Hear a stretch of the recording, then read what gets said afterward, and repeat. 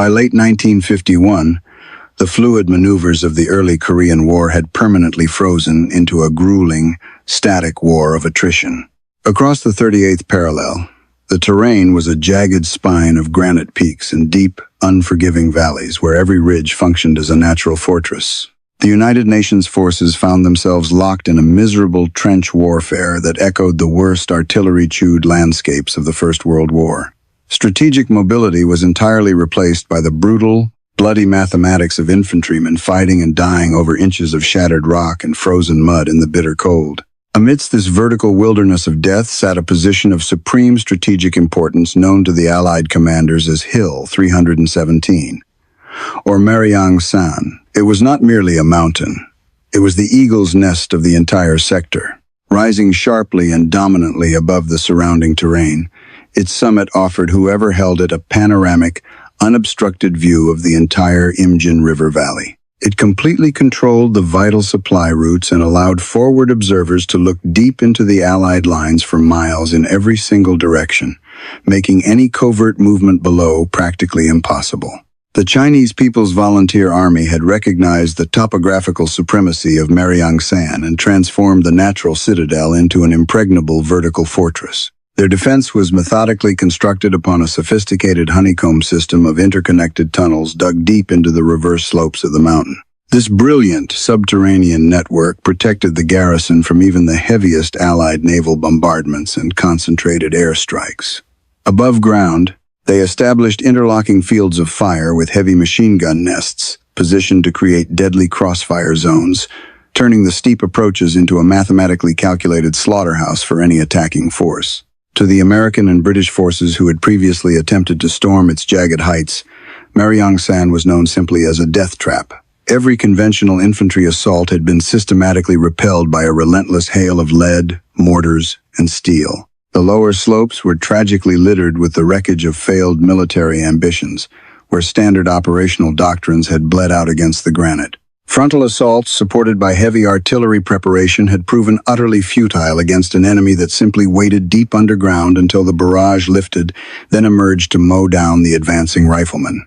The grim task of breaking this bloody stalemate was ultimately handed to the 3rd Battalion, Royal Australian Regiment, commanded by Lieutenant Colonel Frank Hassett. The Australians were veteran diggers, hardened men who had already proven their exceptional combat mettle and resilience at the Battle of Kapyong. However, the sheer imposing mass of Mariang-san presented a tactical challenge of an entirely different magnitude. They were ordered by the High Command to launch a direct assault on a heavily fortified position that every other unit in the sector had correctly deemed to be practically impregnable. The Allied military brass viewed the mission as a harsh but necessary sacrifice required to straighten the defensive line and eliminate the salient. But for the pragmatic men of the 3rd Battalion, gathering at the base of the massif, it looked like an open invitation to commit tactical suicide.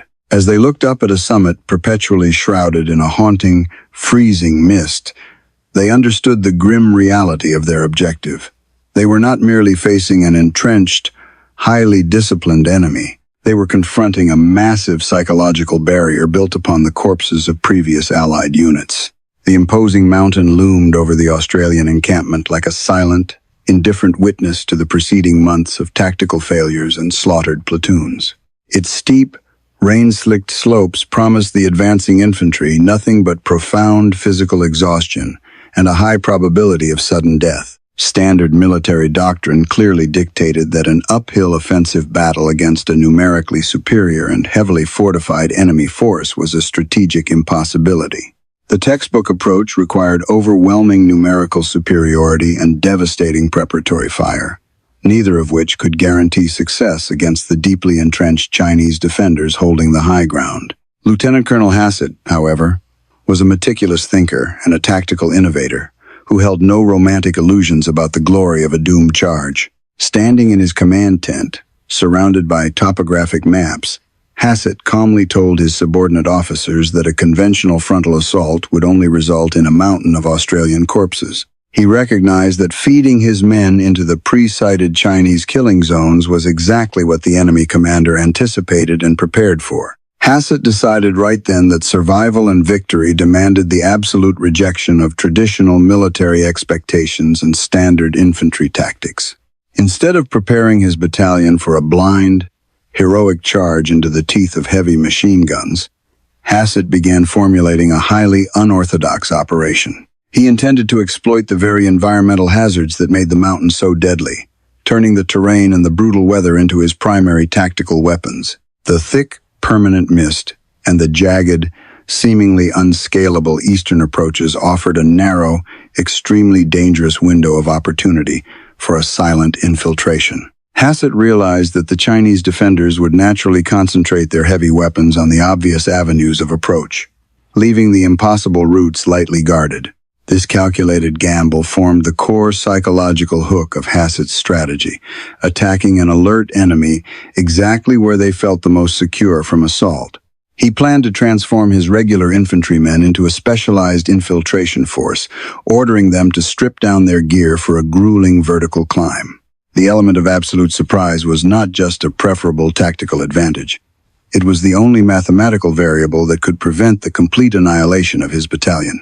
If they were detected during the ascent, trapped on the sheer rock faces, they would be slaughtered without any possibility of retreat.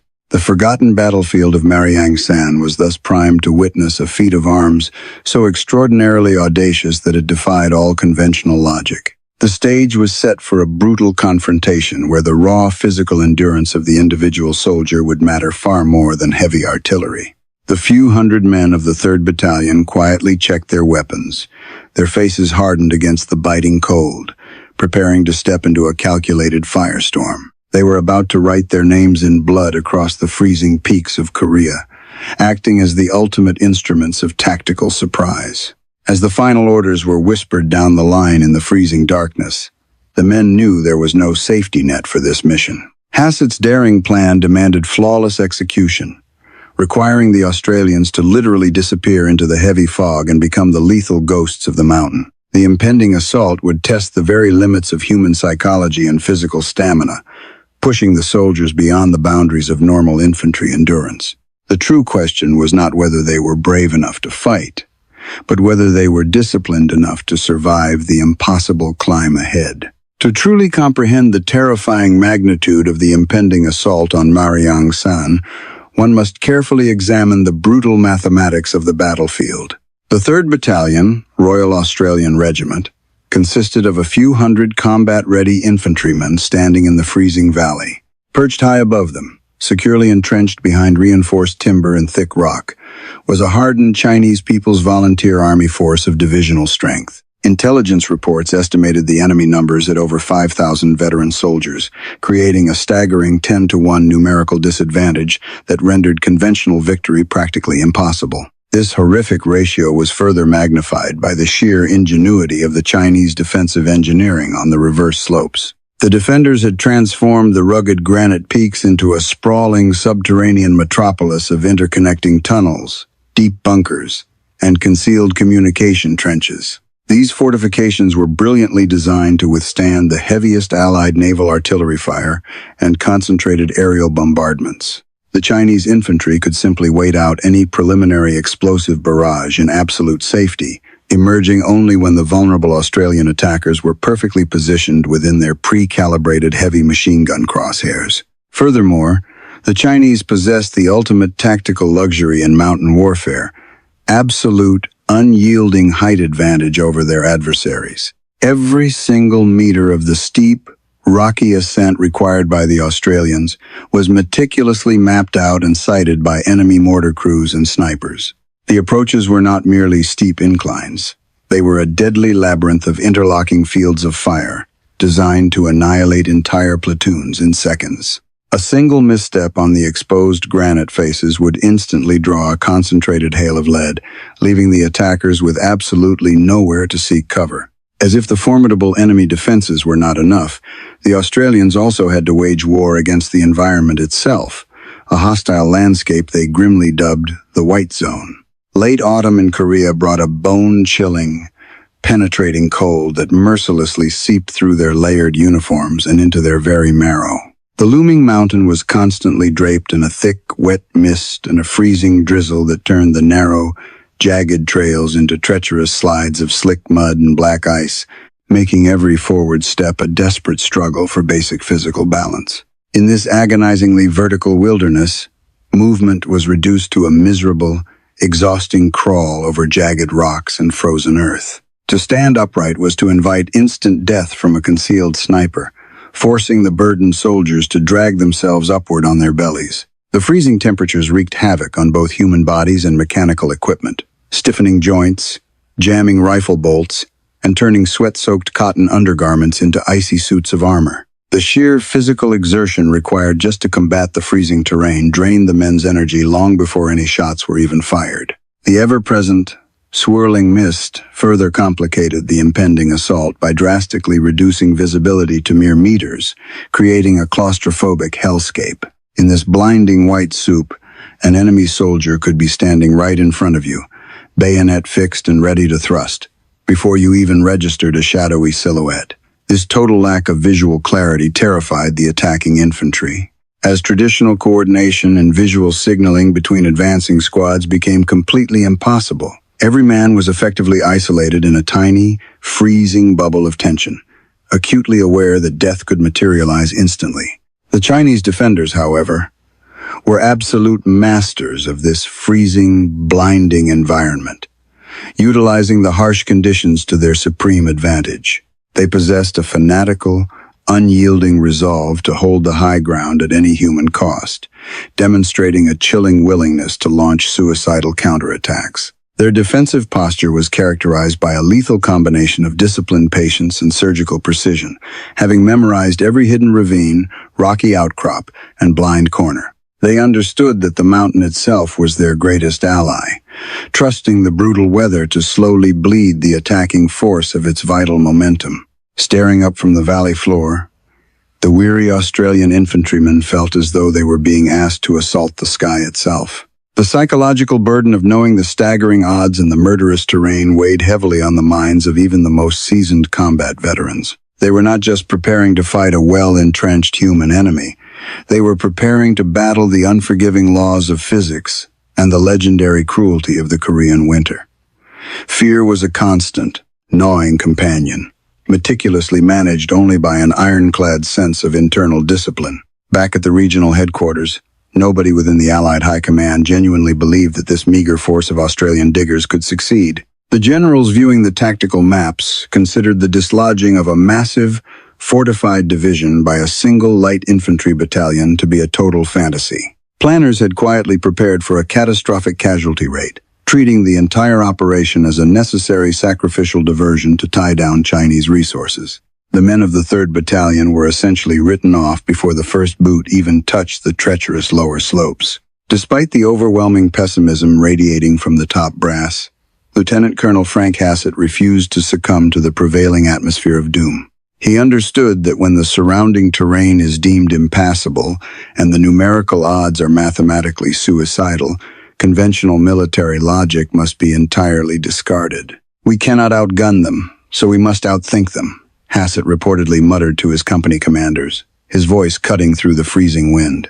He knew that their only microscopic chance of survival relied on becoming far more unpredictable and dangerous than the mountain itself. The brilliant core of Hassett's unfolding tactical masterstroke was his audacious decision to fully embrace the very weather that threatened to kill them. While the Chinese defenders comfortably relied on the blinding fog to conceal their bunker entrances and trench lines, Hassett intended to use it. The thick, heavy mist would serve as an impenetrable curtain, hiding his entire battalion's arduous upward movement from the eagle-eyed enemy spotters above. He transformed the mountain's most dangerous environmental hazard into the ultimate cloaking device for an impossible, gravity-defying vertical flanking maneuver. As the designated hour of the assault rapidly approached, the tension among the freezing Australian ranks reached an almost unbearable crescendo. They were heavily burdened with extra ammunition, grenades, and climbing gear, preparing to scale cliff faces that the Chinese officially deemed completely unscalable. The logic was terrifyingly simple yet brilliantly effective. The enemy simply does not guard the avenues they believe are physically impossible for humans to traverse. The stage was finally set. The freezing mist was thickening, and the audacious ghosts of Hill 317 were ready to climb. On the freezing, pitch-black morning of October the 5th, 1951, the tactical theory of Lieutenant Colonel Frank Hassett finally met the brutal reality of the mountain.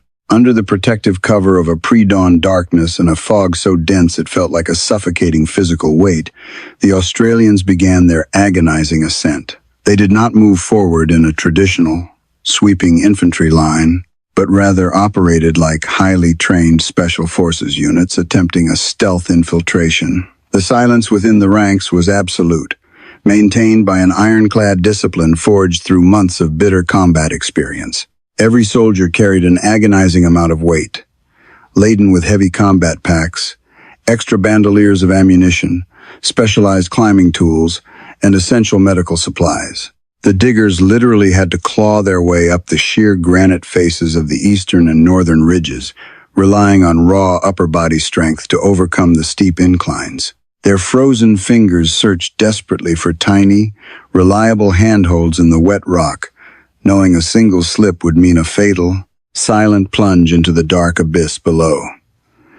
They moved with a synchronized, agonizing slowness, actively fighting the overwhelming urge to breathe heavily. By deliberately choosing the most treacherous topographical routes, the Australians successfully bypassed the primary Chinese killing zones that had slaughtered previous Allied assaults. They used the thick, swirling mist to literally slip past heavily armed enemy sentinel outposts that were stationed mere meters away from their precarious climbing paths. The tension was an almost unbearable physical presence in the freezing air, as the diggers, while the infantrymen executed their desperate vertical climb in absolute silence. A masterclass in coordinated fire support was being unleashed simultaneously from the valley floor. Hassett had meticulously collaborated with the New Zealand 16th Field Regiment to orchestrate a highly complex and dangerous tactical maneuver known as a creeping barrage.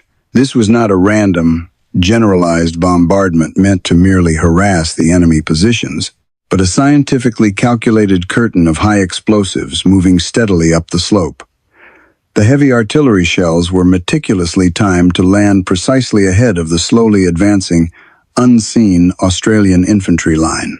The deafening roar of the incoming New Zealand artillery completely masked the subtle, scraping sounds of the Australian boots desperately finding purchase on the rock faces. The precisely dropped shells forced the Chinese defenders to remain deep inside their reinforced subterranean bunkers, terrified by the continuous concussive blasts rocking the mountain. Blinded by the heavy, lingering fog and temporarily deafened by the relentless explosions, the enemy garrison remained entirely oblivious to the lethal threat approaching them. The defenders mistakenly assumed this was just another routine Allied bombardment, never suspecting that enemy infantry was scaling the cliffs directly below. Executing a creeping barrage on such a steep, jagged incline required a terrifying level of trust between the advancing infantry and the distant artillery batteries. The margin for error was virtually non-existent. If the New Zealand gunners miscalculated the elevation by even a fraction of a degree, the shells would obliterate the climbing Australians. The diggers could feel the massive shock waves punching the air out of their lungs as shrapnel rained down dangerously close to their exposed positions.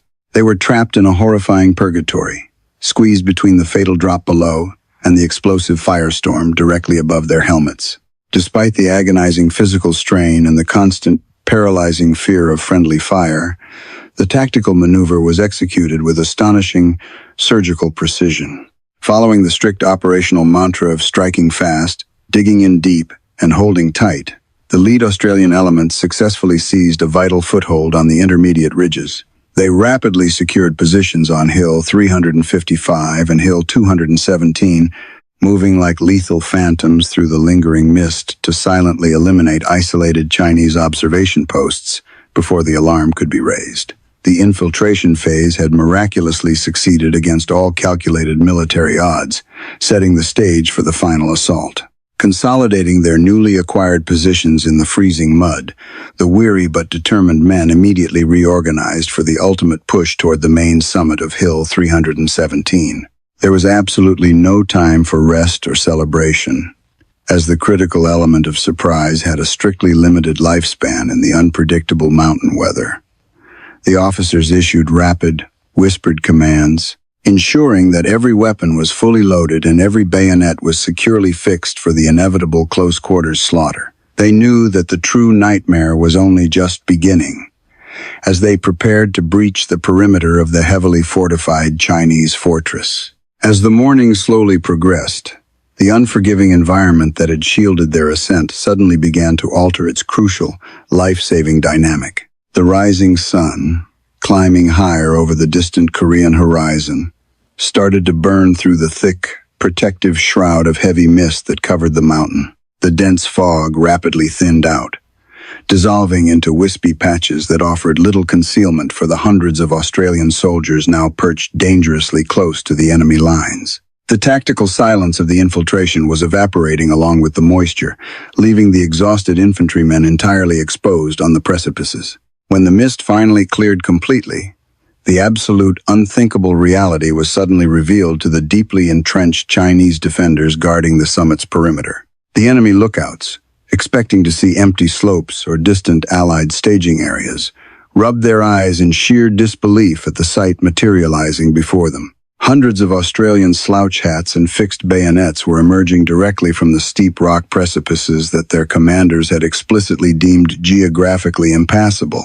The silent, invisible ghosts of the mountain had abruptly transformed into a heavily armed, highly aggressive infantry battalion standing right on their doorstep. The profound psychological shock experienced by the Chinese garrison in those first few seconds of absolute clarity created a fleeting but critical tactical paralysis. They had been completely outmaneuvered, their massive numerical advantage and sophisticated defensive networks bypassed by sheer, bloody-minded infantry grit and audacious planning. However, these were hardened veteran troops who quickly shook off their disbelief, their rigorous combat training kicking in as they frantically lunged for their heavy machine guns. The brilliant, silent infiltration had achieved its impossible goal, but the lightning strike was now guaranteed to instantly ignite into overwhelming violence. The terrifying proximity of the two opposing forces meant that standard artillery support and complex tactical maneuvers were now entirely irrelevant to the outcome. The battle was no longer an abstract exercise in high-level military strategy. It had instantly devolved into a primal, brutal struggle for pure physical survival. The Australian diggers, muscles screaming from the climb and lungs burning in the freezing air, braced themselves for the inevitable tsunami of Chinese counterattacks. The mountain held its breath for one final, agonizing second before the deafening roar of automatic weapons violently shattered the morning. For the men of the 3rd Battalion, there was absolutely no possibility of a tactical withdrawal down the sheer cliffs they had just conquered. They were completely committed to the bloodiest form of warfare known to infantrymen, clearing deeply entrenched enemy bunkers with grenades, rifles, and bare hands. Hassett's brilliant gamble had brought them face to face with a numerically superior enemy, trading the certainty of being slaughtered in the valley for a fighting chance on the summit. The sheer audacity of their sudden appearance had to be immediately capitalized upon. The stark realization settled heavily upon every frontline soldier. The brilliant infiltration was merely the prelude to the actual, horrifying battle that lay ahead. They stood on the absolute edge of a dark, violent abyss, fully aware that the next few hours would demand a toll paid entirely in blood. The silent ascent was definitively over, and the creeping barrage had lifted, leaving nothing but the raw, unadulterated savagery of combat over frozen dirt. As the first Chinese machine gun opened fire, tearing into the formation, the ghosts of Maryang-san charged directly into hell. When the morning sun finally burned away the protective shroud of mist, the tactical silence of the infiltration exploded into a terrifying cacophony of violence. The ghosts had been fully revealed, and the Chinese defenders, recovering swiftly from their initial tactical shock, unleashed the full fury of a division-strength garrison. What followed was not a clean military engagement dictated by textbook maneuvers, but a rapid descent into a visceral, primordial hell. Maryang-san instantly transformed into a horrific meat grinder of close-quarters combat. where the grim distance between life and death was measured in inches. The fighting was immediately characterized by its sheer, jagged brutality within the narrow, zigzagging trenches and the dark, smoking mouths of the subterranean bunkers. The exhausted Australians engaged in desperate, bloody hand-to-hand struggles against a fanatically determined enemy fighting on their home ground. They utilized every single lethal tool at their disposal, firing Thompson submachine guns point-blank, hurling fragmentation grenades into confined spaces, and employing combat knives. When ammunition ran dry and weapons jammed in the freezing mud, men resorted to using their bare hands and entrenching tools to bludgeon their adversaries to death. Every few meters of the disputed ridge had to be painfully bought with a heavy toll of Australian and Chinese blood. The Chinese forces, renowned for their fanatical bravery and strict discipline, launched relentless wave after wave of massive human sea counterattacks. They hurled themselves aggressively against the newly established Australian perimeters, desperately trying to physically push the weary diggers back off the steep precipice they had so painstakingly climbed. The sheer volume of enemy infantry threatened to completely overwhelm the thin khaki line, forcing the Australians to maintain a continuous, rapid rate of suppressive fire. However, the numerically superior enemy infantry was not the only lethal threat the attacking soldiers faced on those blood-soaked heights. The men of the 3rd Battalion were severely trapped in a grueling, agonizing battle against their own rapidly failing biological limits. By the 2nd and 3rd consecutive days of continuous combat, the diggers were operating in a dangerous state of extreme physical and mental exhaustion. They were fighting relentlessly in a brutal white zone where the temperature plummeted well below freezing every single night, turning their sweat-soaked combat uniforms into rigid suits of icy armor. Rest was a complete illusion, and sleep was a dangerous luxury that simply did not exist on the contested slopes of Mariang San. To close one's eyes for even a fraction of a second was to openly invite a silent Chinese grenade, or a sudden bayonet thrust from the creeping darkness.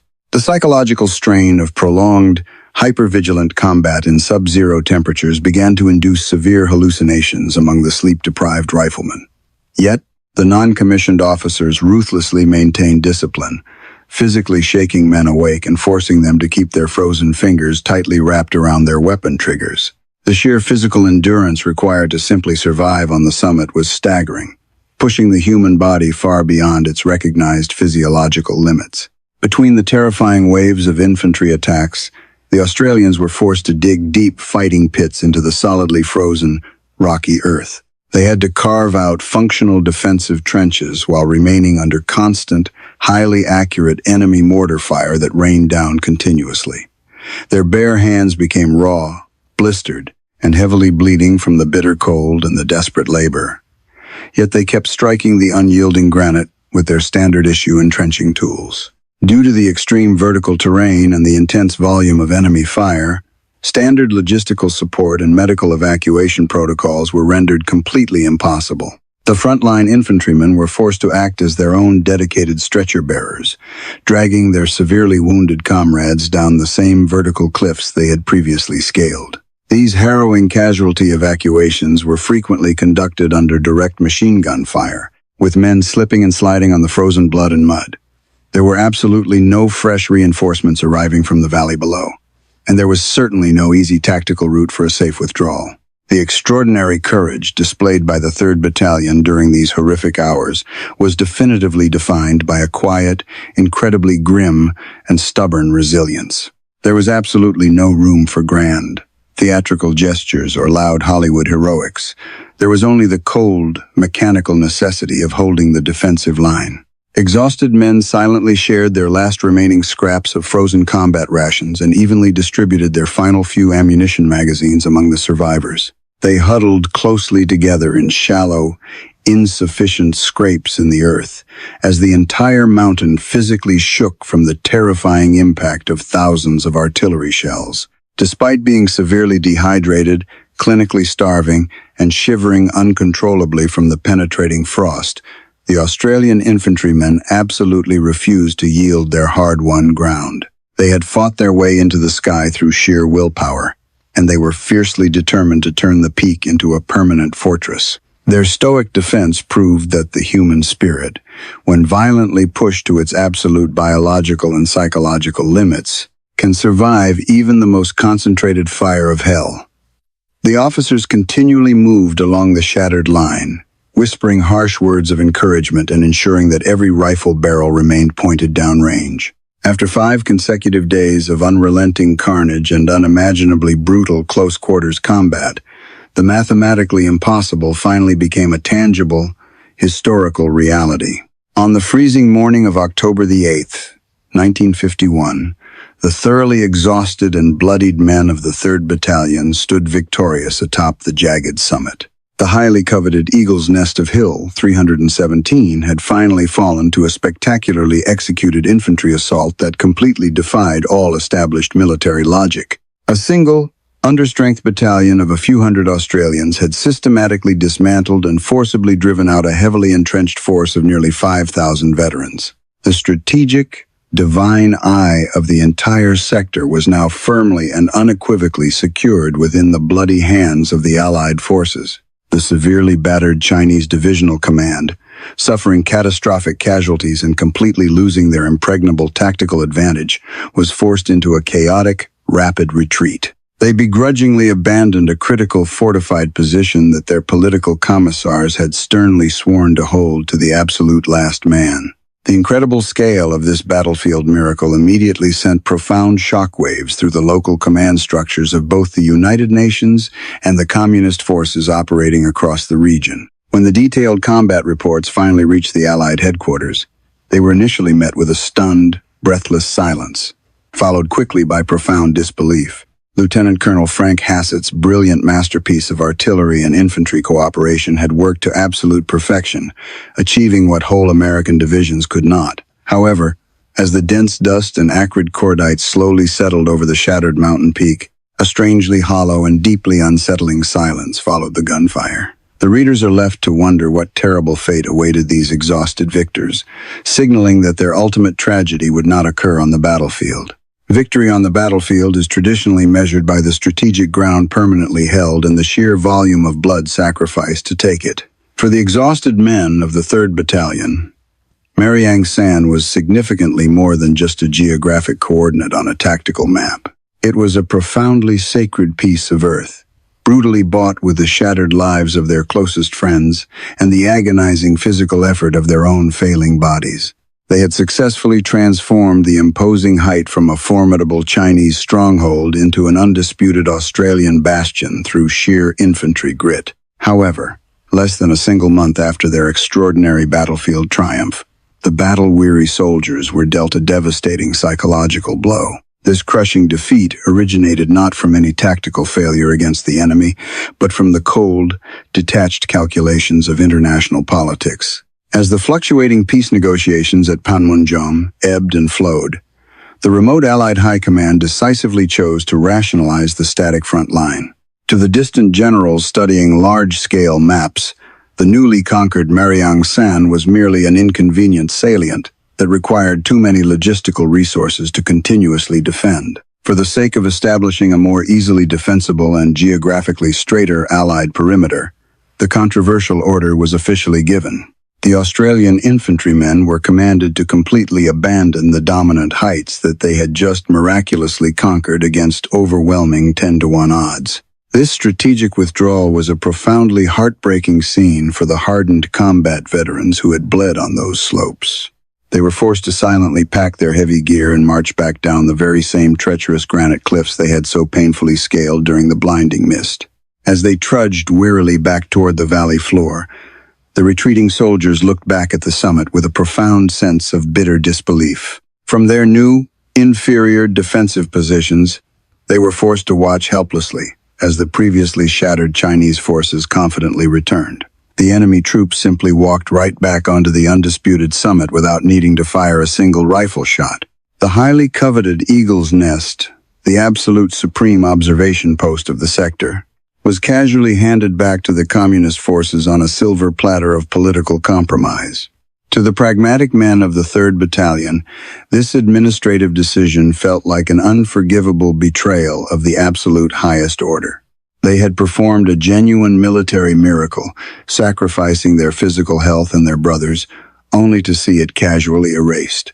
The stroke of a diplomat's pen in a distant, comfortable tent had completely nullified days of unimaginable visceral horror and tactical brilliance. This intensely bitter victory left a deep, lasting psychological scar on the Australian military psyche, underscoring the inherent futility that often characterizes modern ideological conflicts. For the surviving veterans, the grim sight of Chinese flags flying once again over Mariang-san served as a permanent, visceral reminder of reality. They had definitively proven their absolute superiority as disciplined infantrymen, but they had learned a remarkably harsh lesson regarding the true nature of war. The frontline soldier's ultimate sacrifice is frequently rendered entirely secondary to the larger, infinitely more cynical agenda of international diplomats. The towering mountain that should have stood as a permanent monument to their courage became a symbol of a fleeting, hollow triumph. Despite this crushing strategic abandonment, the localized triumph and subsequent heartbreak at Mariang-san successfully highlighted a highly specific breed of modern warrior. The Australian digger of the Royal Australian Regiment was absolutely not defined by flashy, Hollywood-style heroics or a desperate desire for international press headlines. These infantrymen were exclusively defined by a grim, understated resilience and a professional standard of deadly combat craft. Their performance established a rigid benchmark in the Korean theater, demonstrating a level of tactical excellence that remained virtually unmatched by Allied units. The men of the 3rd Battalion perfectly represented a philosophy of quiet combat excellence that prioritized survival and mission completion over personal glory. They proved they could endure the most extreme physical deprivation, successfully navigate the most hostile terrain on Earth, and strictly maintain tactical discipline. Defeating a heavily entrenched enemy force 10 times their size required an extraordinary level of psychological fortitude under crushing pressure. This meant possessing the unique ability to withstand sub-zero temperatures and bone-deep physical exhaustion without ever losing the fundamental will to fight. While other conventional military units might have completely crumbled under the immense psychological weight of being totally surrounded by 5,000 enemy troops, they held firm. The Australians maintained a remarkably steady, deeply professional focus, fighting with a stoic endurance that terrified their numerically superior adversaries. They labored relentlessly in the freezing mud and the treacherous ice, performing the profoundly unsexy, agonizingly repetitive work of war. Digging trenches, carrying heavy supplies, and meticulously maintaining weapons were executed with precisely the same grim dedication as a desperate bayonet charge. This extraordinary biological and psychological resilience was perfectly paired with a highly unique tactical flexibility that revolutionized Allied mountain warfare. The Australians deliberately developed a fearsome reputation for being undisputed masters of small unit warfare, completely rejecting the rigid doctrine of massive sweeping maneuvers. Instead, they relied heavily on the aggressive initiative and rapid decision-making of individual frontline corporals and veteran sergeants. On the freezing slopes of Hill 317, this translated into an unparalleled ability to rapidly adapt to a chaotic, constantly shifting battlefield environment without waiting for orders. When the dense fog unexpectedly rolled in, the junior commanders did not passively wait for updated radio instructions from the distant valley headquarters.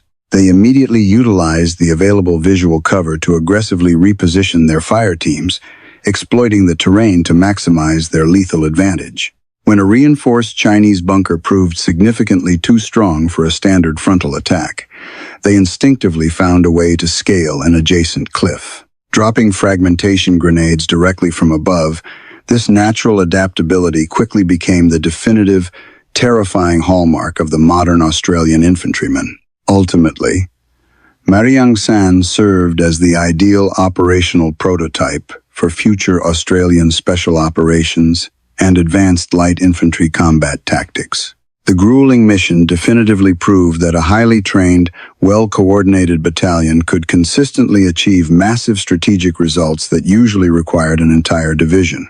It heavily emphasized the vital importance of command at the absolute edge, where the isolated man directly on the ground is completely trusted to make the decisive move. This philosophy of being quietly lethal and professionally stubborn became the unshakable cornerstone of the regiment's modern identity. The profound legacy of Mariang San stands as a haunting, permanent testament to a fundamental truth found deep within military history. The greatest victories are not always those that result in the permanent, recognized acquisition of territory, but those that redefine human physical limits. The physical heights were tragically surrendered to cold political compromise. But the immense bloodshed on Hill 317 was absolutely not in vain. It remains a masterclass in tactical brilliance, proving that while a hill can be given away, the honor of taking it is eternal.